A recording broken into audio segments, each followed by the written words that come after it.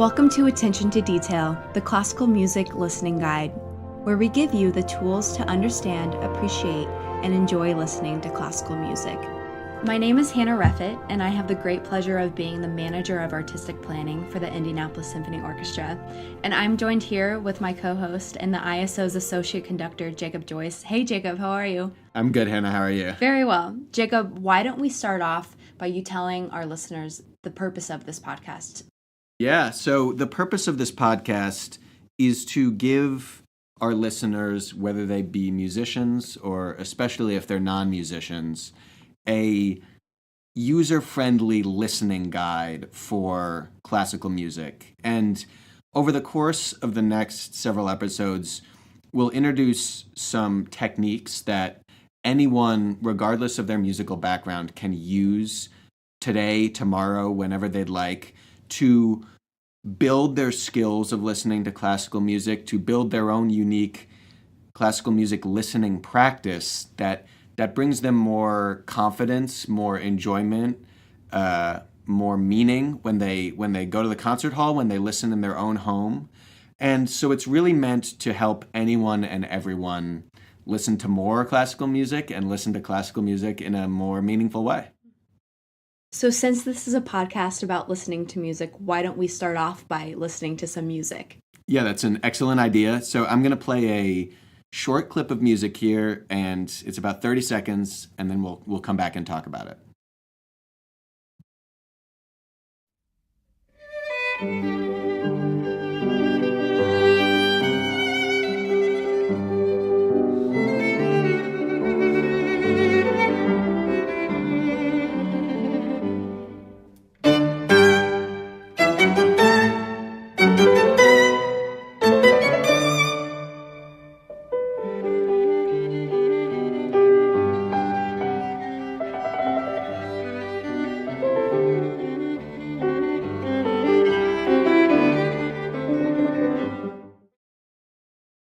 I actually lied. We're not quite going to talk about it yet. I'm going to ask our listeners and you, Hannah, to do something.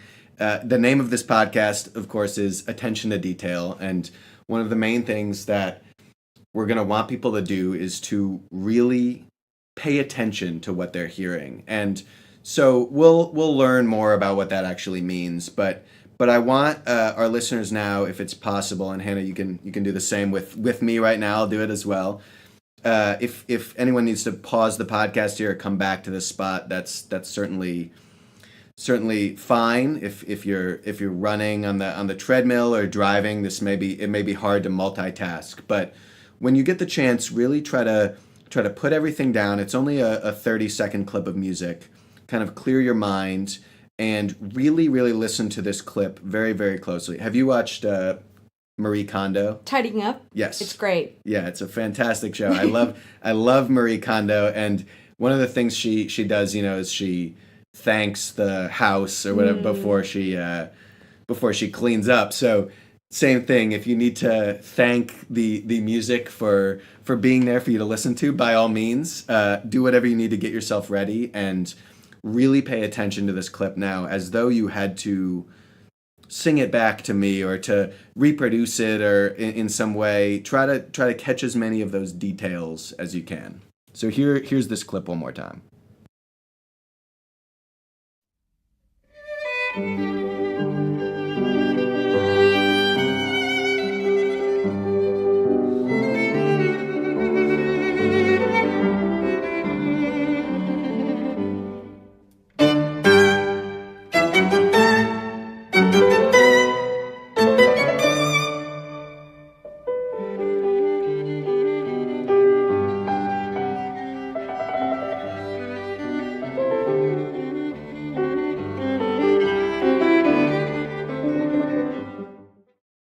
All right, so we paid attention that time. Hannah, I'm curious. You were listening to both of those clips. How did you feel about those two clips? What was your listening experience like? How was it? Did it change at all? Yeah, it completely changed on both of them. I think for me, just as a disclaimer for listeners, I don't have a background in classical music, but it's not something that I've grown up doing or listening to, but I've come to love it. So that first listen for me, it like for a lot of people that are new to classical music, they can feel intimidated by it. So I quickly pushed away that intimidation. And for me, where I typically go when I listen to classical music is I see more scenic related visuals that for me are evoked from the music itself. But then so for the first one, I saw a prairie, I saw maybe people dancing. And then for the second one, I really, through your direction, Jacob, really focused in on what I was hearing. So I heard a violin and a piano, and it seems very segmented. That clip was segmented to me. So it was, I think, three sections, I would say. The first one and the third one are separated by that very loud, dramatic violin in the middle. So that was my second listening experience. So interesting. It sounds like the first listen you had a much more imagery driven, scenic approach, and the second one I would say was much more kind of objective. You tried to catch more of the specific details of the instruments. That's great. There's no right or wrong answer. Neither of those experiences are any better or worse than the other. But I want now you to try, and our listeners to try this one more time. And now that we've kind of activated our attention a little bit and hopefully gotten more out of that clip than the first time, more information, let's try directing that attention in some sort of specific direction. And that direction can really be anything that you want. Some suggestions include, if you want to listen for repetition, for example, you can listen for if something comes back. If it comes back, is it similar? Is it different? If it comes back differently, how is it different? You could listen to the emotional quality of the music. If it evokes any emotions in you, try to really identify very specifically what those emotions are. If there's multiple, you can try to identify those.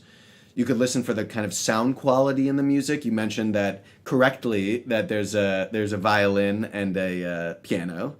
You could listen to the sound of those two instruments, how their sounds are similar, how they differ, how their sounds change over the course of the clip. And really, you can take this any direction you want, but the goal is to kind of direct that attention to something that you're trying to more intentionally listen for. So let's try this clip once more. Don't tell me what you're going to listen to, but choose something to direct your attention to, and then we'll come back, and this will be the last time that we hear this clip.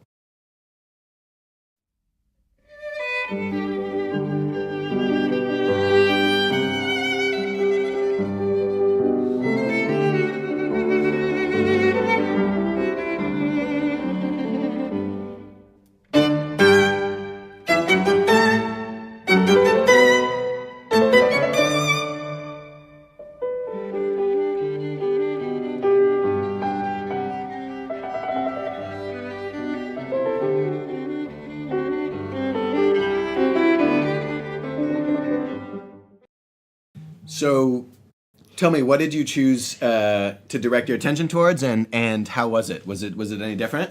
Very different. I'm going to need an expert's confirmation on this, but I think I picked up that the first and the third sections that I picked up on my second listen, the piano and the violin, they swap roles in between the first and the third section. That exactly right. Yes. Yeah. So I think for me, I listened to that, and then I also listened artistically. So that second section, that strong, loud violin in the middle, I see the dancers from my first scenic listen. They're just fighting over who's leading that dance. Huh. So first it's the violin leading, and then the piano following, and then they fight, and then they're back dancing again. Very interesting. I mean, I've heard this piece probably 500 times. I've never thought of it that way. That's so interesting that you, and it's totally, I can totally see it now. I mean, there's a role reversal after that interruption, and that's great. I mean, hopefully that gives a little bit of a different listening experience, and regardless of what anyone comes up with, the goal is just to kind of activate the attention and direct it to something in the clip. So fantastic. Great exercise. Really great. So I think one of the goals of doing that exercise is to illustrate the main kind of point of this podcast. Of course, it's called Attention to Detail, and our goal is to set out some specific techniques that people can use that are attention driven, that will direct the attention to ways in which we can listen to classical music. And the point is that there's no real prior knowledge needed. Our goal is that if people can just activate their attention, and everybody has attentional capacity, then there's no necessity for music theory or music history, anything like that, to come into play. Of course, that can help to inform us if we're trying to listen to classical music, but our hope is that we can introduce some of these attention-driven techniques that can help people build their own listening practice and find ways that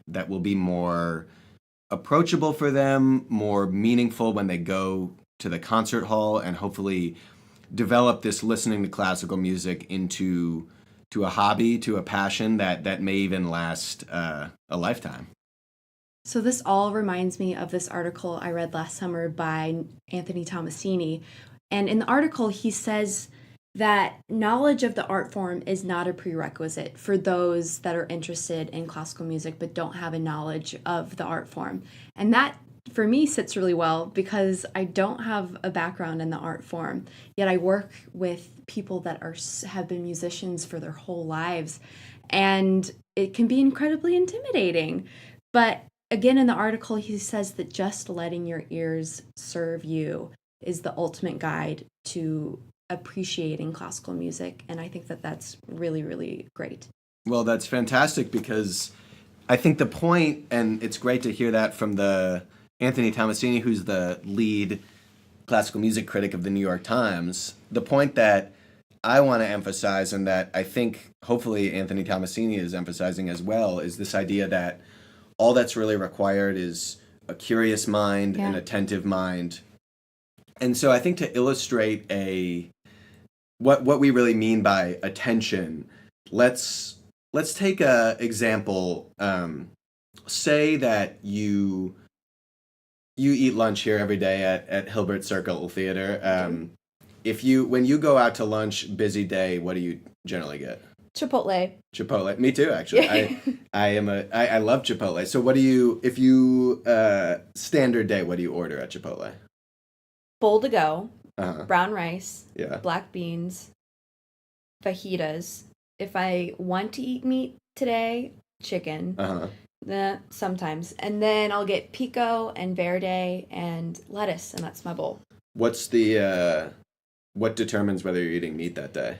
If I want to eat meat, so it's more environmental. Oh, it's not like a mood thing. No. Okay, well, me too. That is very, very similar to my bowl. In fact, I had a Chipotle bowl today, which was exactly that. I did get chicken today. Okay. Sometimes I love that you can get the guac if you don't get chicken. Yes. You don't have to pay extra for guac. Exactly. So anyways, sidebar. So you normally, if you get Chipotle for lunch and it's something that you do routinely, you might eat that at your desk. You might eat that with friends. You're not really paying very close attention to the Chipotle that you eat on a given day, especially when it becomes a routine, when you order kind of the same bowl most days, like I do, like you do. And that's not really what I would consider an attentive food eating experience. Now, contrast that with, let's say you or I are lucky enough to go to a super expensive restaurant where they have a tasting menu, for example. It's a really fancy, nice chef, and this chef has constructed for you a tasting menu. Now, just by the nature of that environment, that experience, you're probably going to pay a lot of money for this meal. The chef is going to craft this meal very carefully. You're not even choosing what you're eating, but you are going to pay very, very close attention to that meal that you're eating. You're going to notice how well everything is cooked. You're going to be really interested in how the flavors interact with each other. You might notice what dish comes after the next dish. You might experience flavors that you've never experienced before, especially because you're not choosing your own food. But when you go, you would almost feel like you've shortchanged yourself if you paid so much money for a meal and you don't really taste the food that you're hearing. And for me, not the food that you're hearing, the food that you're tasting. That brings me to what I was about to say, which is that it's very similar to music in that, just like the way that you taste your food, to activate your attention when you're listening to classical music is to pay attention in the same way that you would were you at a fine restaurant with a tasting menu. Because if you think about what it means to go to a classical concert, and let's also be clear, for example, here at the ISO, tickets are $15. You know, it's much cheaper than a nice meal. But if you go to a classical concert, it's the same concept. You know, the conductor, the orchestra, the ISO, whoever it may be, has curated this experience for you. They've put together a tasting menu of sorts of really fantastic pieces that they believe in and that they believe deserve your attention, deserve your critique. And so, much like a fine dining experience, it would be a shame to not pay attention to that and really, quote unquote, taste the food that you're tasting. In the case of music, it's hear the music that you're listening to. So let's reel it back just a little bit, and very quickly, we should probably actually introduce ourselves, right? Because this is our first podcast. People might not know who we are, anything about us. So Hannah, why don't you give us a rundown of who you actually are? Sure. That's such a tough question. So my name is Hannah Reffett, and I am the manager of artistic planning for the Indianapolis Symphony Orchestra. And like I mentioned before, I don't have a background in classical music. The first live classical music experience that I had, I was 22, and I had just started working for the ISO. So hopefully I hope, eye-opening to some people. That anyone can listen to classical music. I have an arts background, though. I studied theater for a little bit in college, and I grew up listening to music, just not classical music. So that's me. Jacob, How did you get this job? Because like you how said, did I get this job? I ask myself that every day because I feel so lucky to work here. I'm born and raised from Indiana. And I graduated from school thinking about arts admin, but getting a master's in arts admin. But I wanted to work for a little bit before going into that. So I got the best job in the arts in the state of Indiana here at the ISO. And I'm talking to you here today. It's been great. It's fantastic. Well, you got your master's in arts admin on the job, I'm sure. For sure. Absolutely. Jacob, tell us about yourself.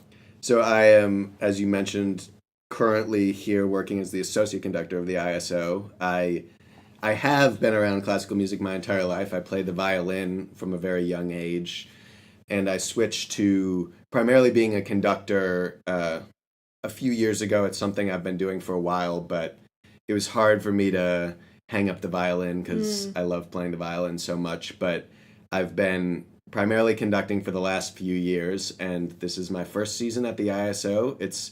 It's like you said, the best job you said in the state of Indiana. For me, it's the best job in the world. I love coming to work every day. Oh, you're making me look bad. So no, it's I love conducting. I love classical music, and it's a great orchestra. So that's a little bit about myself. Great. Two Midwesterners talking to you. Exactly right. I failed to mention that I'm from Michigan, so just up the road, and like you said, and you're from Indiana, so we're both from this area. We can handle this cold. Yes. You know? Yeah. We just put away the parkas though. Thank God. Exactly. Yeah, it's the first nice day here in April. For those of you listening out there, you probably can't tell, but both Jacob and myself are of the millennial generation. And this is something that we talk about a lot, Jacob, is that the millennial generation is statistically shown to be the most educated currently on the planet. And that's partly because we've been in school for the longest. So, Jacob, what do you think is about the millennial generation that is maybe uniquely suited for classical music? Well, I think that the fact that millennials have been in school so long maybe points to like you said, we're coming. A lot of millennials are either just entering the workforce or have been working for a little while now, and uh, millennials, I think you and I both agree, maybe partly as a function of having that education, are very curious and very interested in new things, almost maybe to a fault. Because I do think we also, of course, have all grown up in this culture of Instagram and Netflix and sensationalized entertainment. And I know myself, for most of my friends, people have tons of interests, but they're often very fleeting. They're very quick.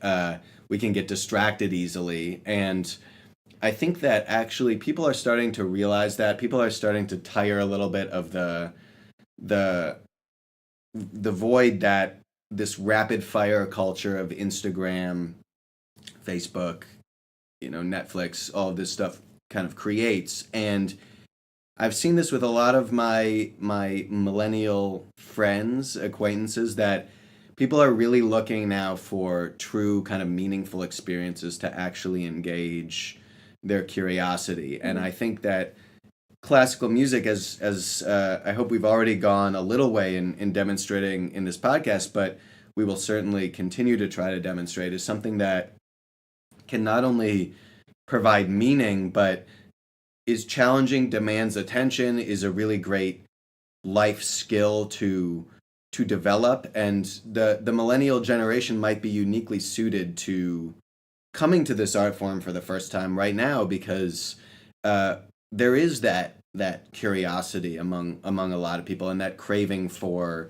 meaningful experience. There is also, of course, a certain lack of attention in our generation because it's not something that we cultivate. And so it's both a challenge and I think a great opportunity for millennials to be able to engage their attention in something like classical music, and to really be able to find a lot of meaning from this world that can give you enough meaning to sustain a lifestyle. I mean, I've never been bored a single day working in classical music.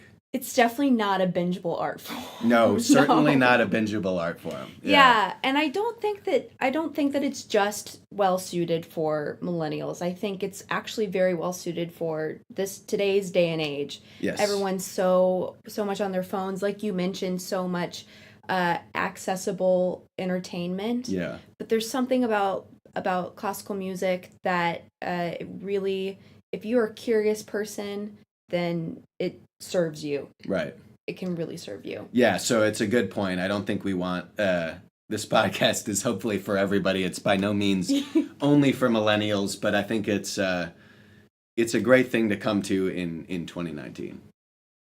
Yet there's still this level of intimidation around classical music, and that interests me because there are other areas of the arts, like going to a play or an art museum, that people might not know so much about those art forms, yet they feel welcome in those environments. But from your vantage point, Jacob, what is so intimidating about classical music? I have a few thoughts, but I'm wondering what you're thinking.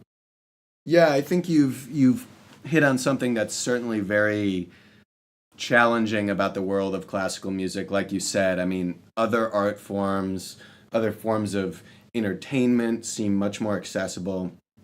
And I think to a certain extent, that's the nature of music, abstract music. If you think about music compared to other art forms, as you mentioned, if you take visual art is made up of forms that we see every day. They might be abstracted, but they're still you're seeing things that you see in everyday life. You're seeing color, you're seeing nature, you're seeing people. Those are things that we see with our eyes every day.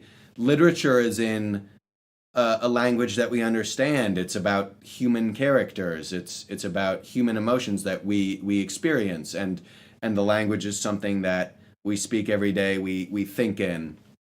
But music, it doesn't have that same relatability. The I mean, we hear sounds every day, but we don't hear musical language in the sense of classical music language every day by any stretch, especially if you're not like me and working this job where I listen to 8 hours of music a day. But it's something that's much more abstract and much less readily familiar in our lives, and that's, I think, what makes it challenging. If you think about uh, music as a kind of language, it's almost like it's a endless string of metaphors. So you take a metaphor. Metaphor is something that is very hard for young children to understand because it requires that kind of artistic mind where you have such a great grasp of language that I could say something like the leader raised his steel arm, and you would know that his arm is not actually necessarily made out of steel. It might be an implication of what steel has a kind of domineering, imposing quality, and you might be able to associate with that. And with music, it's kind of this endless string of metaphor in that way, that if you're not intensely familiar with the language, then it's not going to be as readily accessible as something like literature or like art.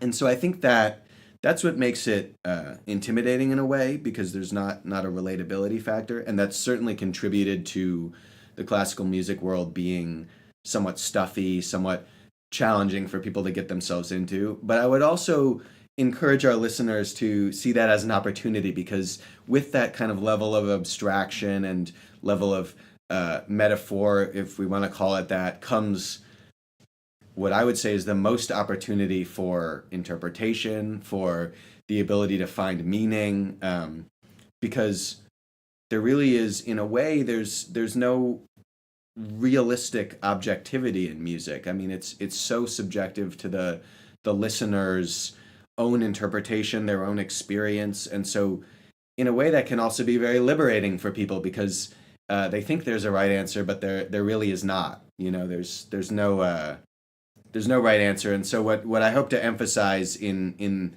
this episode, but certainly in future episodes, is that we can try to get towards meaning, but there's no correct way to do that. So what's the takeaway from this podcast that the listener can do tomorrow, next week? Yeah, I think so. The takeaway from this episode, and something that I would encourage people, if they are so inclined to do so or to practice, is simply that idea of paying attention. You can certainly do this in the comfort of your own home. Just go on YouTube, search classical music. You can look online to find some composers that you might be interested in, but just turn on a piece of classical music and kind of practice, if you can, in any way that you'd like, focusing your attention and just hearing that kind of higher level of detail than like the exercise that we did at the beginning of the podcast, just really trying to catch as much as you can. And of course, this is something you can also do at the concert hall if you decide to come to the Indianapolis Symphony next week, or whatever symphony is in your hometown. You can do that there as well. You just come to the concert. It's actually one of the best places to pay attention. There will be no or very little noise to distract you. You'll get to sit in a chair and just direct your attention to the performance, and know that if you've done that, you've done your job. But I'd encourage people to practice that skill, because as we get into the real nitty-gritty of some of the techniques that we're going to introduce on these podcasts, it will be very helpful to have your attention activated and to be able to turn on that switch very quickly when you're listening to classical music. For those that aren't familiar with classical music that don't know pieces and names, what's something that you would recommend for the listener to study, to listen to? I would say a jam for me right now is Beethoven 7. Oh, Beethoven 7, by all means. If you want to go listen to Beethoven 7, just start with the biggest fish to fry. It's one of the greatest pieces ever composed. True jam. Yeah, so Beethoven's 7th Symphony, if you want to do that, by all means. Any of these composers whose name you've maybe heard before, Mozart, Beethoven, Brahms, Bach, Wagner, Mahler, take anyone and just give it a listen and really pay attention and try to find what their music is all about. Beethoven 7 is a great recommendation. It's as good as any piece to direct your attention to. So just go out, find a piece that you'll be inclined to listen to and give it a go. Sounds good.